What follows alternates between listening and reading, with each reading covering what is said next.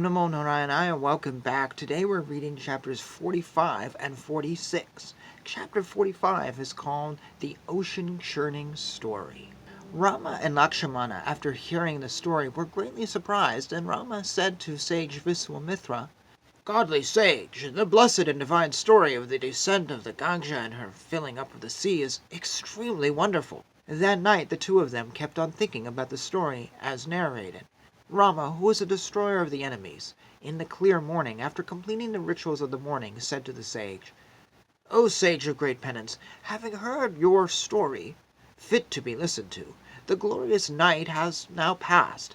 Thinking and rethinking over this complete story, both of us felt as if the night was just a short time.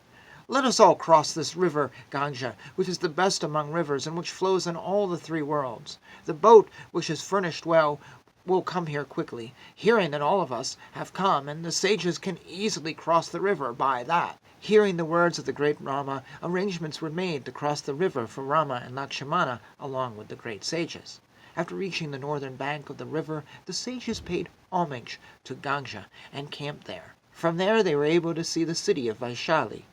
Then the great sage, along with Rama, went speedily into the city, which was broad, pretty, and heaven-like. Then the greatly knowledgeable Rama, with folded hands, asked the great sage about this city. "I have a great desire and curiosity to know as to which king's clan is ruling over this broad city of Vaishali." After hearing the words of Rama, the sage started telling about that old city. "O Rama, please hear the auspicious story of Indra, which I am going to tell you. I will also tell you about what happened to this city. In the earlier Krutha Yuga, the sons of Dithi were strong, and those of Aditi were valorous. They were followers of Dharma.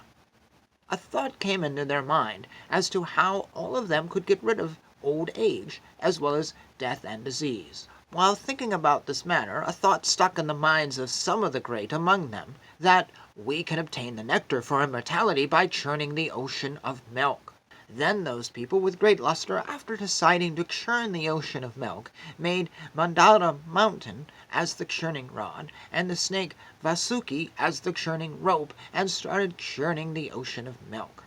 After 1,000 years of churning Vasuki, the serpent rope started biting stones, and its hood spit out poison. That hala poison, which was resembling fire, which was produced by the snake, started burning the entire world, consisting of devas, asuras, and human beings. Then devas went and surrendered themselves to the great god Sankara, the lord of all being, and requested him, "Please save us, please save us." Thereupon Lord Vishnu, who was the god of gods, to whom they had spoken and entreaty, appeared there, holding the conch and discus. God Hari, with a smile, approached the god, who was holding the trident, and spoke, "O chief among devas, since you were born the earliest among devas, the first thing that is produced by the churning of ocean, by right, becomes yours. We consider this venom as the offering that we received, and so kindly take it."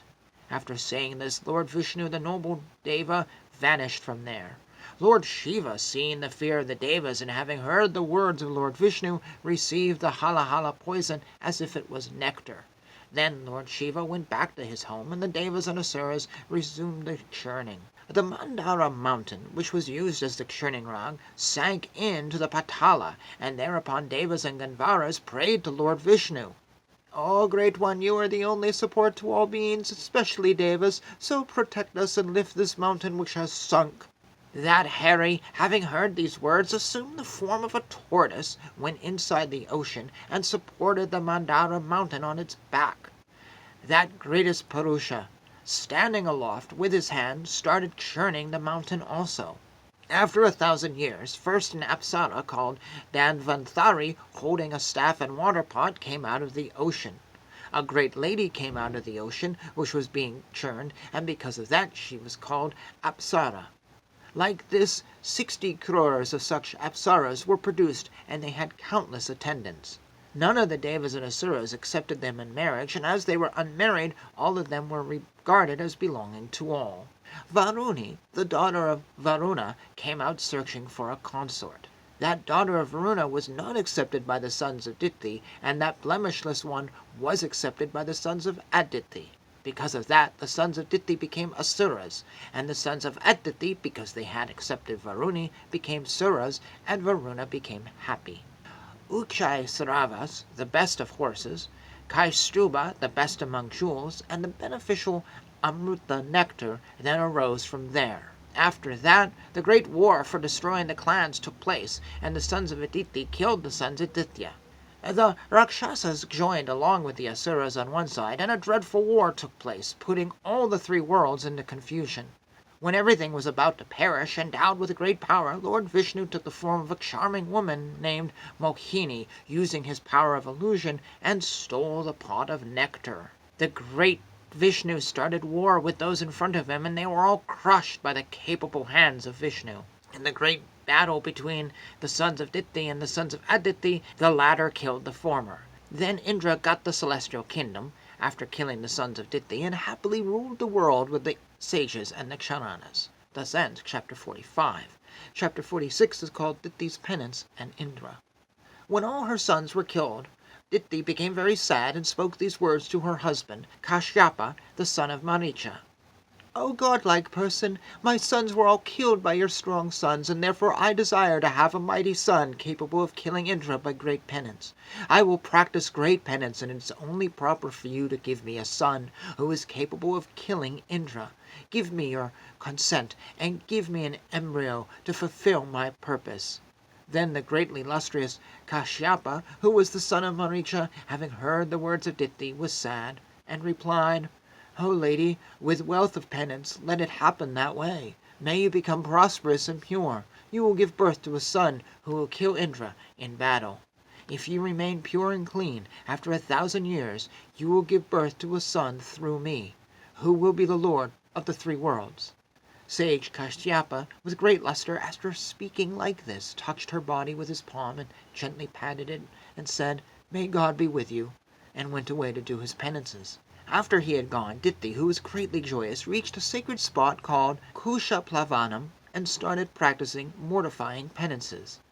When she was doing her penances, the thousand-eyed Indra started doing service to her with great reverence.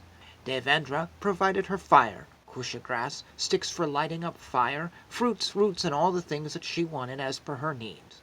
Devendra massaged her stiff limbs, and all times attended on her so that her tiredness was removed. 990 years passed this way, and Dithi was greatly pleased with Indra and told him, O great Deva, as per my desire, your great-grandfather granted a boon of a son to me after 1,000 years. If I do strict penance for 10 more years which are remaining, you will see a brother of yours. Please be safe.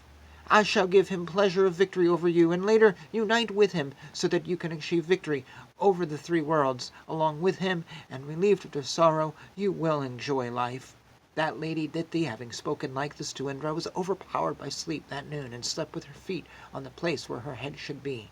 Indra, seeing her bad posture of feet where her head should be, and also with her untied hair falling on all sides, became happy and laughed. Indra entered into her womb and severed her valorous embryo to 7 pieces.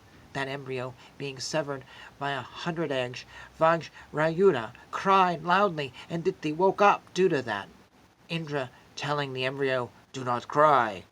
And that highly powerful one was cutting it, even though it was crying.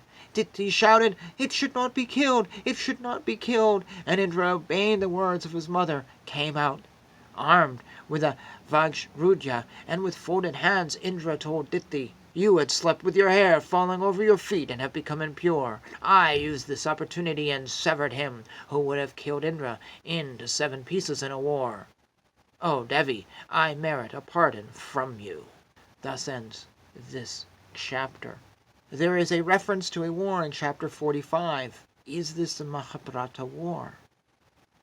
I don't know. I don't know what I'm reading when I get into this, and I haven't researched the intricacies of this book, so I'm actually curious. Is this a reference to the Mahabharata? I say this because previously, every time we would see something like a war mentioned, the way this book is written, it would go into great detail, but it's sort of just glossed over. Then there was a great war, and that's it, and it's not mentioned again. It feels kind of like, to me, the person reading this would already know what that Great War might be. So I'm guessing, is that what this is? Is it the Mahabharata that's being referenced?